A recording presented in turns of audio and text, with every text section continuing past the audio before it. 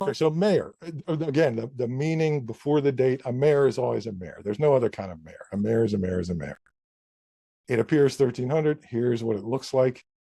This is actually, if you look at the old surname rows, almost all the common nouns exist earlier. Here's again evidence that our evidence is not good. You can almost always find it as a surname earlier than you find it used as a word. It's obviously the same word. There are some of them that are like 100 or 200 years before it'll turn up because they're keeping counts of people who owes money, who pays taxes, whatever. Surnames are coming in. And a lot of these common nouns are there long before they appear in print in any other context. Right. So again, it comes from the Old French. There's the word in Old French. Here's the date of it in French. I mean, this 13th century, just to prove that it's older than the English word and therefore could be the source of it. That's part of its evidence for being the source. If we only have it in French from the 1500s, either there's a real problem in the French record or it can't be the source of the English word. The dates won't work. Originally, so I defined it in French, Old French, but before that in Old French, or in the earliest records we have of it in Old French, is how I translate that originally, it meant greater, superior, and was an adjective.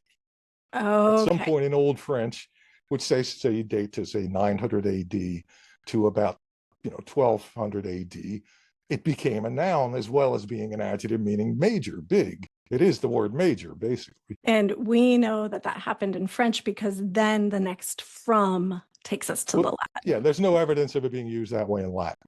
Yep. Okay. Latin didn't use it that way. It's like, how do I know when my house was built? Well, I find a deed for the property from 1880 that doesn't mention a house. And I find a deed from 1885 that mentions a house and property and is for a lot more money. So I say, sometime between those 4 years, someone built a house on this land. That's how you know it without seeing it.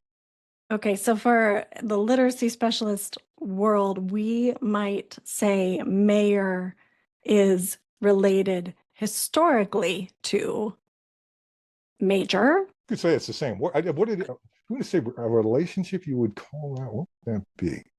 That would really be the same word in disguise, doing a different job in a different town. Okay. Which I've done. I love your metaphors.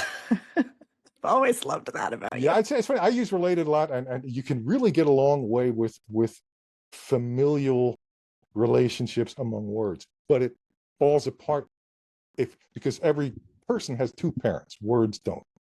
They usually don't. So the thing sort of breaks down. Cousins and uncles kind of work. It works to a certain. You can get a long way with a kid with it, but it's going to break down on you. You're going to have to back out of it eventually because it's not like genetics. It's more like an amoeba that splits into another amoeba and mutates a little bit when it does and becomes a slightly different thing. And you multiply that by 10 million years and you get the whole language.